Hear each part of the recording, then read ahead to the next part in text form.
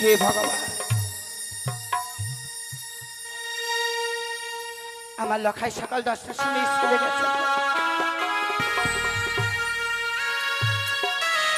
এই অবসর হয়ে গেল, আমার লখাই এখনো ফিরে এলো না। ওরে হতভাগ্য সন্তান আমার, তুই তো জানিস বাবা, তোকে না দেখলে যে আমি এক মুহূর্ত স্থির হয়ে থাকতে পারি না। কেন আজকের এই হতভাগী মাকে দুঃখ দেবার জন্য কোথায় রয়েছিস? আয় না বাবা, আয় একটিবার তুমি এই হতভাগী মাকে মা মা বলে ডেকে সান্ত্বনা দে। সান্ত্বনা দে।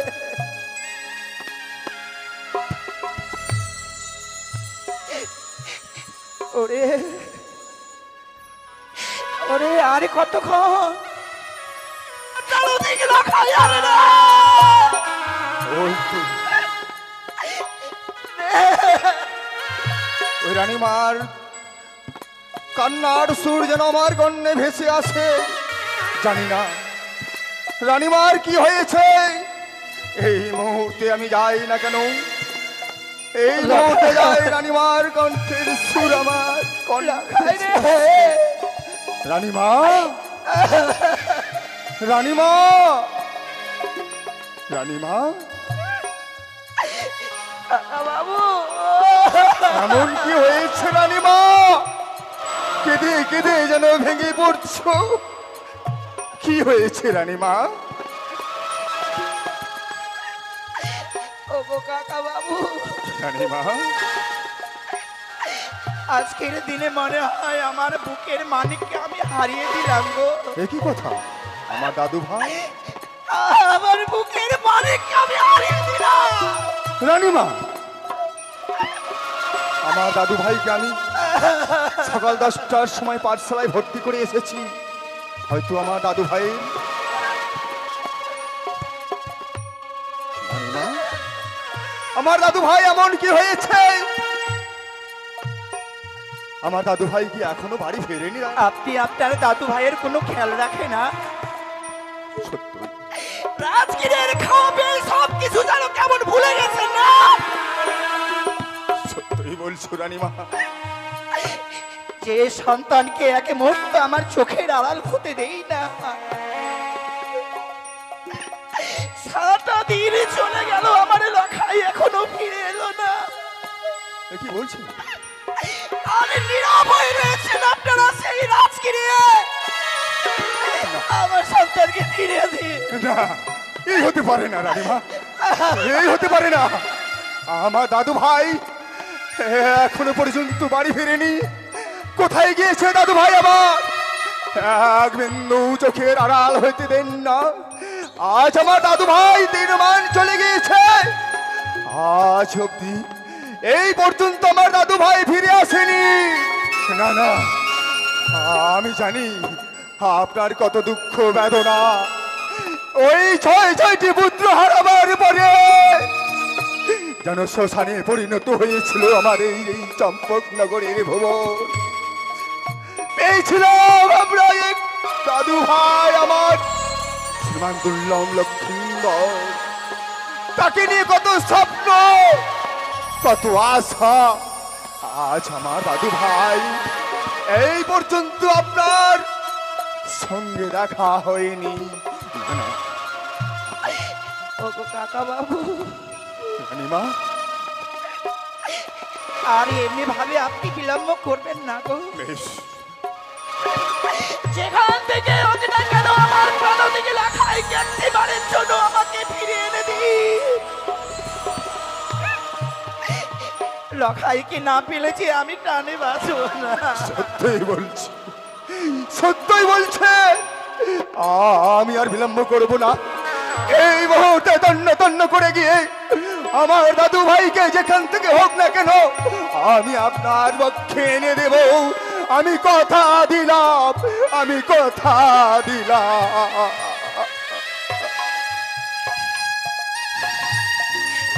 সন্তান হারাবার যন্ত্রণা সব বাবা মায়েরা জানে না গো। যে মায়েরা সন্তানকে হারিয়েছে কিনা সেই বাবা মায়েরাই জানে সন্তান হারাবার সে কি যন্ত্রণা। আমি যে সন্তান হারা মা গো,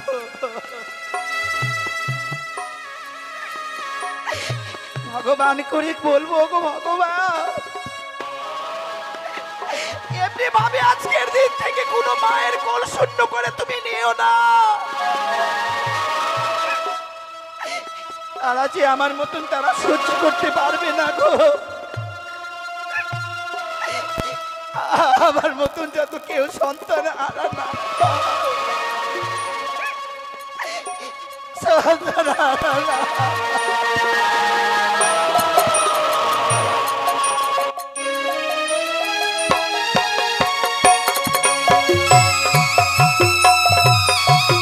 আমাদেরই গস্যা ঘরে আমি প্রবেশ করব।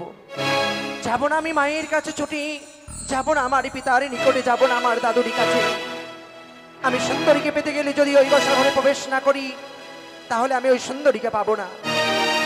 আজই রইল মায়ের কাছে ক্ষীর দুগ্ধ ননি, সকলকে ছেড়ে দিয়ে এই গস্যা ঘরে আমি প্রবেশ করলাম।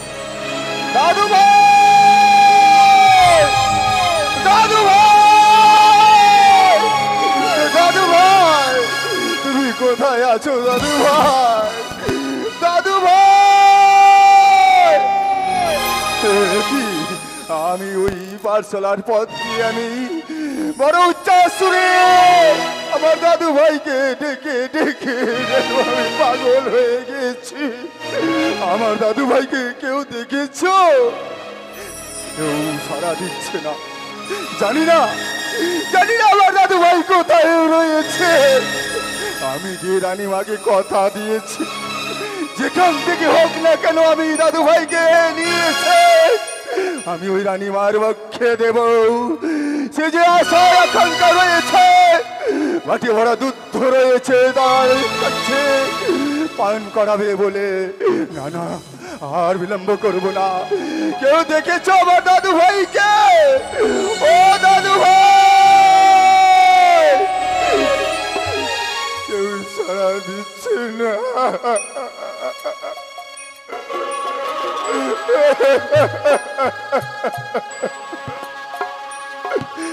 হে ভগবান, আমি কোথায় গেলে আমি দাদু ভাইকে পাবো? আমার সেই পথটা ভাই দেখিয়ে দাও, দেখিয়ে দাও।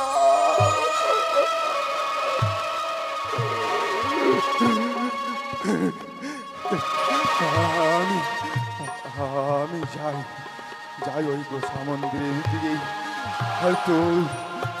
হয়তো দাদু ভাই কি সেই গোসা মন্দিরে প্রবেশ করেছে? না না, সে হতে পারে না। কি দাদু ভাই, ও দাদু ভাই, কি ওই গোসা মন্দিরের যেন দরজাখানা বন্ধ রয়েছে। না, সে কি দাদু ভাই আমার ওই গোসা মন্দিরে প্রবেশ করেছে? হতে পারে না। আমি একবার উচ্চ সুরে ডেকে দেখি না কেন। ও দাদু ভাই, দাদু ভাই, আজ দাদু এসেছে বুঝি এই গস্যা মন্দিরে? তবে কি দাদু আজ সত্যি আমায় খুঁজতে এসেছি? দাদু ভাই বলে ডাক দেই, দাদুর ডাকে যদি সাড়া না দিই তবে কি দাদু আমায় খুঁজতে পাগল হয়ে যাবে? দাদুর ডাকে আমাকে সাড়া দিতেই হবে। দাদু দাদু দাদু দাদু ভাই, কি দাদু ভাই? দাদু, ওই গোসা মন্দিরে কি করছো তুমি? দাদু গো, আমি যে গস্যা মন্দিরে প্রবেশ করেছি দাদু। কেন? আমি যে বাইরে যাব না দাদু। আর কেন?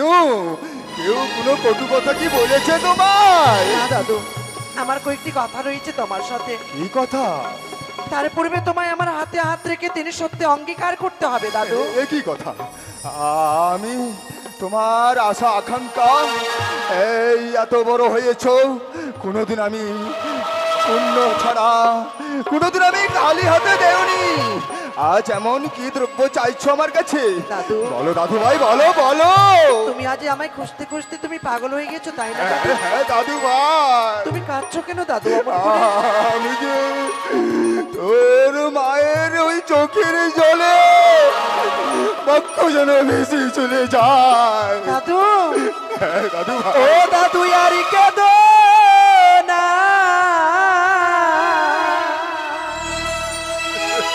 ও গো আমি আছি, ও গো দাদু শয়ন মন্দিরে, দাদু গো।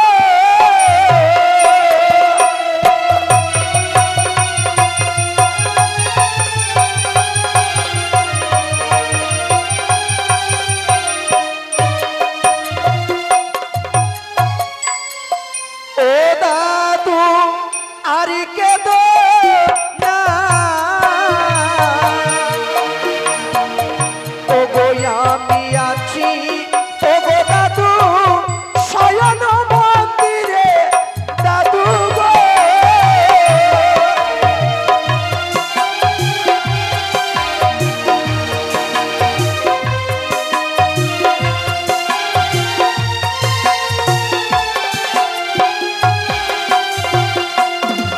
ও গো সত্য যদি করে দাদু গো খুলিব কপাল, নাকি সত্য ফিরালে হারাব প্রাণ, দাদু গো।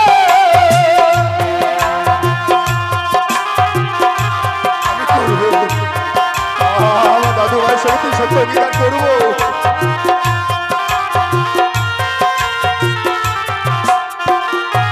ও দাদু, দাদু ভাই। ছোটবেলা থেকে তুমি সব চাওয়া পাওয়া আমার পূর্ণ করেছো। হ্যাঁ হ্যাঁ আজ আমি তোমার কাছে যা চাইবো তাই দেবে তুমি আমায়। বেশ দাদু তার ভাই। পূর্বে আমার হাতে হাত রেখে তোমায় সত্য করতে হবে দাদু, নইলে যে আমি এই রসাঘরি কপাট কিছুতেই খুলবো না। বেশ দাদু ভাই বেশ, তোমায় আমি কথা দিলাম, আমি অঙ্গীকার করবো দাদু ভাই। এই নাও দাদু, বেশ, এক সত্য, এক সত্য, দুই সত্য, দুই সত্য, সত্য তিনবার। তোমার কথা মতো আমি পালিব শত শত দাদু। বার দাদু ভাই। আমি যে বিয়ে করতে চাই দাদু। এ কি? এ দাদু, বিয়ে করবে? এ দাদু, বেশ, বিয়ে তোকে দেবে। তোর পিতার বড় আশা আকাঙ্ক্ষা, তোকে যে মানুষের মতো মানুষ হতে হবে, তাকে যে দেখিয়ে দিতে হবে তুই একমাত্র এই চম্পক নগরে অধিপতি চাঁদ সদাগরে একমাত্র সন্তান শ্রীমান দুর্লভ লক্ষিন্দর তোর হস্তে তুলে দেবে এই সিংহাসন। তুই যে এই চম্পক নগরের যত বিচার করবি, উচিত শিক্ষা দিবি তাদেরকে, যত প্রজা রয়েছে, সেই যে তোর পিতার আশা আকাঙ্ক্ষা দাদু ভাই। দাদু, হ্যাঁ, তবে কি তুমি আমায় কথা দিয়েছো দাদু? তবে কি সত্যি সত্যি আমায় বিয়ে দেবে, বলো না দাদু। বিয়ের কথা এ দাদু, উপযুক্ত বয়স না হলে আমি এই কথা কি করে বলবো তোর পিতাকে? আমি অত সত্য কথা জানি না দাদু। তুমি যদি বিয়ে না দাও, আমি না খেয়ে ঘরে প্রাণ হারিয়ে দেব। না, আমি মাকে মা বলে ডাক দেব না, না, বাবাকে বাবা বলে ডাক দেব না, না, দাদু ভাই। আমি দাদুকে দাদু বলে ডাক দেব না দাদু। না, না, না, না। তবে আমার বিয়ে দাও দাদু, আমি যে বিয়ে করতে চাই। হে ভগবান, ওইদিকে দেখি আমি রানীমার অশ্রু ভরা নয়নের জল, এইদিকে দেখি আমি আমার দাদু ভাইয়ের বিয়ে উদ্মত হয়েছে। আমি কোন পথে যাব ঈশ্বর, তুমি আমার করে দাও। বেশ, আমার দাদু ভাইয়ের সঙ্গে আমি অঙ্গীকার করেছি, আমায় যতই কষ্ট হোক না কেন, যতই কষ্ট দিক না কেন, আমি সওদাগর মশাইকে আমি বলবো তার পুত্র বিবাহের জন্য পাগল হয়েছে। আমি কথা দিয়েছি আমার দাদু ভাইকে। বেশ দাদু ভাই, বেশ, তুমি বেরিয়ে এসো, আমি তোমার পিতাকে আমি বলবো দাদু ভাই। বলবি তো দাদু? হ্যাঁ দাদু ভাই। তুমি আমায় কথা যখন দিয়েছো, এই কাজ তোমায় করে দিতে হবে। বেশ, এ কি দাদু ভাই, তোর এই কি অবস্থা? আজ আজ তোকে আমি এই অবস্থায় দেখি আমি যে স্থিরভাবে থাকতে পারছি না। ওই যে মুখখানা যেন শুকিয়ে গিয়েছে। চলো দাদু ভাই বাড়ি ফিরে যাই। দেখো রানীমা যেন তোর দুধ বাটি ভরা দুধ রয়েছে হস্তে নিয়ে তোকে যে পান করাবে বলেই। যদি তাই হয় দাদু, হ্যাঁ, দাদু ভাই। আর বিলম্ব নয়, নিয়ে চলো আমার মাতৃ কাছে।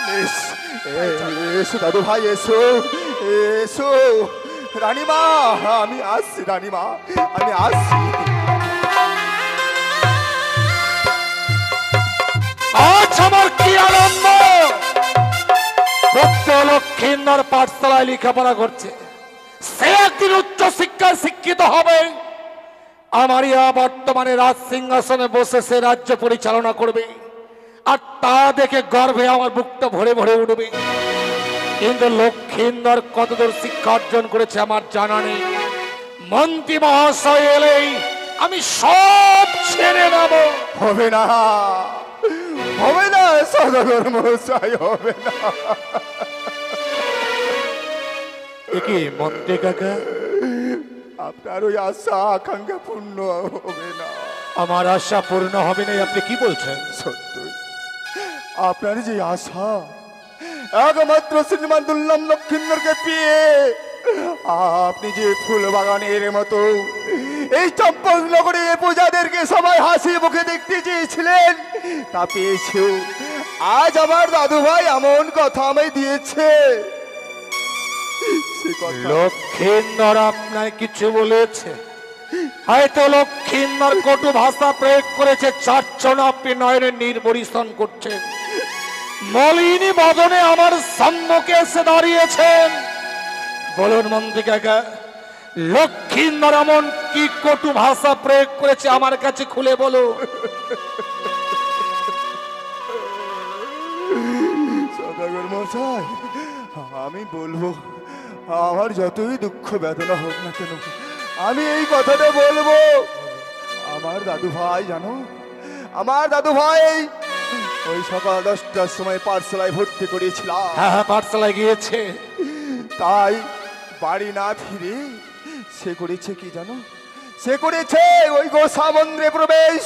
মন্ত্রী কাকা, সত্য এ আপনি কি বলছেন? লক্ষ্মীন্দর ওই গোসা ঘরে প্রবেশ করেছে, এ কথা আজ আমি জেনেছি। শুধু চম্পাকি নগরের কোন প্রযোজনে সবাই আঙুল দেখিয়ে তিরস্কার করে বলবে, ওই চলে যাচ্ছে চাঁদ, নিজের পুত্রের অভাব মিটাতে পারেনি বলেই লক্ষ্মীন্দর আজ গোসা ঘরে প্রবেশ করেছে।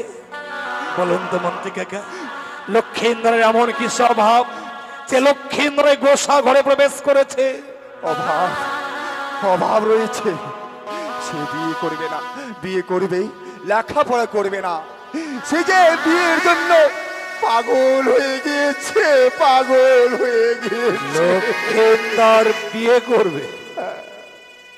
লক্ষ্মীন্দর বিয়ের জন্য বিচলিত, আর এই সংবাদ আপনি আমাকে বলতে এসেছেন? সত্যই মন্ত্রী কাকা, আপনিও আমার সঙ্গে রহস্য করছেন মন্ত্রী কাকা। নাবালক সন্তান যার মুখ থেকে এখনো দুধের গন্ধ যায়নি, সেই নাবালক সন্তান বিয়ের জন্য বিচলিত হয়েছে, আর এই কথাটা আমায় বিশ্বাস করতে হবে মন্ত্রী কাকা। সত্য, যে কথা প্রয়োগ করেছে আমার সম্মুখে, আমি ওই কথাই বলতে এসেছি আপনার কাছে। যা বলছি আমি সব সত্য, সত্য ছাড়া আমি মিথ্যা বলি না। চুপ করো! লক্ষ্মীন্দর বিয়ের জন্য বিচলিত হয়নি, লক্ষ্মীন্দরের বিয়ে দেবার জন্য আপনি বিচলিত হয়েছেন। আপনি চাইছেন আমি যেন লক্ষ্মীন্দরের বিয়ে দিই। এর পূর্বে আপনার চুক্তি মতো আমি আমার 6 সন্তানের বিবাহ দিয়েছিলাম, তাই বুঝি আজ আমি আমার 6 সন্তানকে হারিয়েছি। আপনি চাইছেন আমি যেন লক্ষ্মীন্দরের বিয়ে দিই, লক্ষ্মীন্দরকেও যেন আমি হারিয়ে ফেলি। আপনি একজন ঠক, একজন প্রতারক, একজন মিথ্যেবাদী। ঠক, প্রতারক, মিথ্যেবাদীর স্থান পবিত্র রাজপ্রাসাদে হতে পারে না। তাই আজ এই মুহূর্তেই এই পবিত্র রাজপ্রাসাদ থেকে আপনি বেরিয়ে যান। আমার যদি অপরাধ হয়ে থাকে আমি অপরাধী, আমি প্রতারক, আমি যে লোভী, তাই আজ আমি আপনার কাছে এই মন্ত্রীপনা করেছি। বড় আশায় বড় লোভে আজ ক্রুদ্ধ হয়ে যে এই কথা আমায় প্রকাশ করেছ, আমি এই মুহূর্তে রাজপ্রাসাদ ছেড়ে পরিত্যাগ করে আমি বেরিয়ে যাব।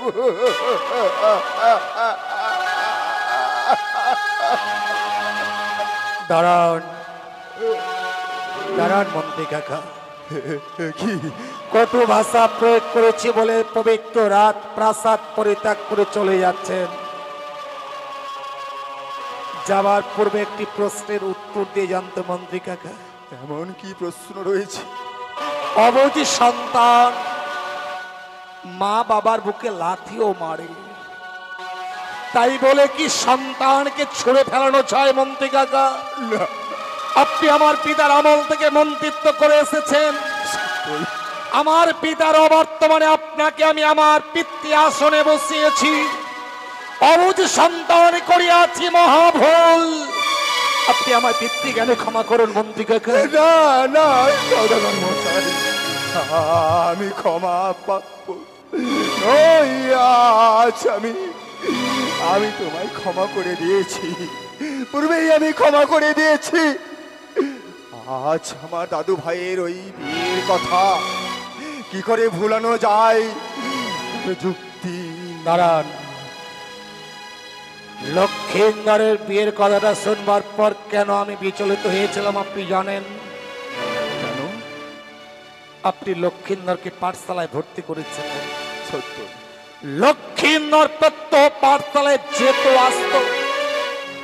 একদিন পাঠশালা হইতে ফিরে এসে লক্ষিন্দর বলছে, পিতা গো, আমি আর পাঠশালায় যাব না। আমি জিজ্ঞাসা করেছিলাম, কেন রে? সবে মাত্র পাঠশালায় লেখাপড়া করবার বয়স, এই বয়সে পাঠশালায় যাবি না? কি হয়েছে বল না, কেন কেন পাঠশালায় যাবি না? সেদিন লক্ষিন্দর আদো আদো কণ্ঠেশ্বরে যেন কাঁদতে কাঁদতে আমায় বলেছিল, জানো পিতা, আমি যখন পাঠশালা থেকে ফিরে আসি, নির্জন স্থানে প্রথম আছে ধাত্রীমা যেন আমায় বক্ষে জড়িয়ে ধরে কাঁদে। আমি ভেবেছিলাম ধাত্রীমা লক্ষিন্দরকে বক্ষে জড়িয়ে ধরে কাঁদে, ধাত্রীমার কোনো লোভ লালসা রয়েছে, কিছু পাবার আশায় লক্ষিন্দরকে সে বক্ষে জড়িয়ে ধরে কাঁদে। আমি আদেশ করলাম, যাও ধাত্রীমাকে আনয়ন করো রাত প্রাসাদে। ধাত্রীমাকে যখন রাত প্রাসাদে আনয়ন করা হয়, আমি জিজ্ঞাসা করেছিলাম, বলো তো ধাত্রীমা, এমন কি অভিপ্রায় তুমি লক্ষিন্দরকে বর্তমানে বক্ষে চড়িয়ে ধরে কাঁদো? সেদিন ধাত্রীমা যেন বলতে নারাজ। আমি ক্রোধে ব্যত্যাঘাতের আদেশ করলাম, আর ধাত্রীমাকে যখন ব্যত্যাঘাত করা হয়, ধাত্রীমা যেন ব্যত্যাঘাত সহ্য করতে না পেরে আমার পা জড়িয়ে ধরে কাঁদতে কাঁদতে বলল, জানেন সওদাগর মহাশয়, দ্বাদশ বৎসরের মধ্যে লক্ষিন্দরের বিবাহ দিলে বাসর ঘরে নাকি কালকে উঠে বিশালর সব লক্ষিন্দরকে দংশন করবে। আর সে কথাটা বলতে বলতে যেন ধাত্রীমা শিলায় পরিণত হল। শিলা স্তূপ রাখা আছে এখনো চণ্ডী মন্দিরের সম্মুখে। রাজকার্য সমর্পণ করে যখন চণ্ডী মন্দিরের সম্মুখে গিয়ে দাঁড়ায়, শিলা স্তূপ দর্শন করে ধাত্রীমার কথা যেন মনে পড়ে যায়। ধাত্রীমা যেন লক্ষিন্দরের জন্য আজও কাঁদে। সব জেনে শুনে আমি কি করে লক্ষিন্দরের বিয়ের আয়োজন করবো আপনি বলতে পারেন মন্ত্রী কাকা? সত্য। যুক্তি যুক্তি, হ্যাঁ যুক্তি রয়েছে আমার কাছে। যুক্তি, এমন একটি দ্রব্য দিতে হবে সে যেন চিরকালের মতো বিবাহর কথাটা আর যেন বলতে না পারে, সে যুক্তি রয়েছে আমার কাছে। মন্ত্রী কাকা, ছয় সন্তান হারাবার পর পেয়েছি কনিষ্ঠ পুত্র শ্রীমান দুর্লভ লক্ষিন্দরকে। বলুন না, এমন কোন যুক্তির কারণে লক্ষিন্দরের আমরা বিয়ের কথা বিস্তরণ করাতে পারবো? আপনি খুলে বলুন। সত্যই তাই এই মুহূর্তে আমায় যেতে হবে সেই উড়িষ্যার ওই কটক শহরে। উড়িষ্যার কটক শহরে সেখান থেকে গিরিবাজ পায়রা নিয়ে এসে 1,00,000 স্বর্ণ মুদ্র দিয়ে খরিদ করে নিয়েছে আমার দাদু ভাইয়ের হস্তে তুলে দেব। আর ওই দাদু ভাই পায়রাকে নিয়ে ওই লবক্ষণে বাগানে গিয়ে খেলাধুলা করতে করতে সে বিয়ের কথা ভুলে যাবে। গিরিবাজ পায়রা পেলে লক্ষিন্দর বিয়ের কথা বিস্মরণ হবে। সে পায়রা নিয়ে খেলাধুলা করবে, আবার সে পাঠশালায় লেখাপড়া করবে, সে উচ্চ শিক্ষায় শিক্ষিত হবে, আর দেখতে দেখতে 12টি বৎসর অতিক্রম করবে। উপযুক্ত উপযুক্ত বুদ্ধি স্থির করেছেন মন্ত্রী কাকা। সত্যই যদি তাই হয়, তাহলে আর বিলম্ব নয় মন্ত্রী কাকা। লক্ষিন্দরের বিয়ের কথা বিস্তারণ করার জন্য এই মুহূর্তে আপনি ছুটে যাবেন উড়িষ্যার কটক শহর।